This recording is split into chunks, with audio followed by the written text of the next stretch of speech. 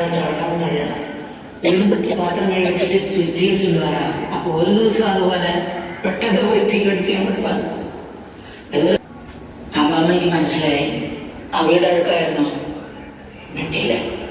പാത്രം കഴിയാതെ മിണ്ടിയില്ല.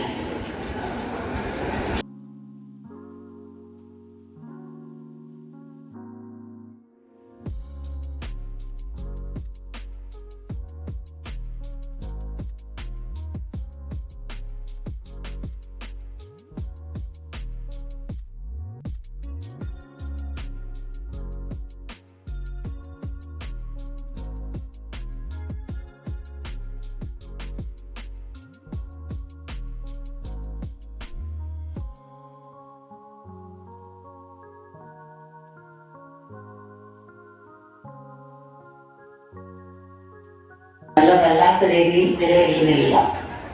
ജനങ്ങളുമായി വേണ്ടവർ സമ്പർക്കം പുലർത്തുകയും അവരുടെ പ്രശ്നങ്ങൾ നേരിട്ടും മനസ്സിലാക്കാൻ ശ്രമിക്കാറില്ലേ?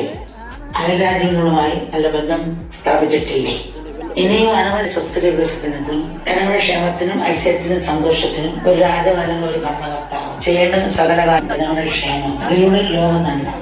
ഇതാണ് എല്ലാ ഭരണാധികാരികളും വിവിധ നൽകുന്ന ഈ ഉപദേശം. എല്ലാ ഭരണാധികാരികൾക്കും വിവിധ മേഖലകളിൽ സമൂഹത്തെ നയിക്കുന്നവർക്കുള്ള ഉണർത്തുപാട്ടാണ് ഇത്.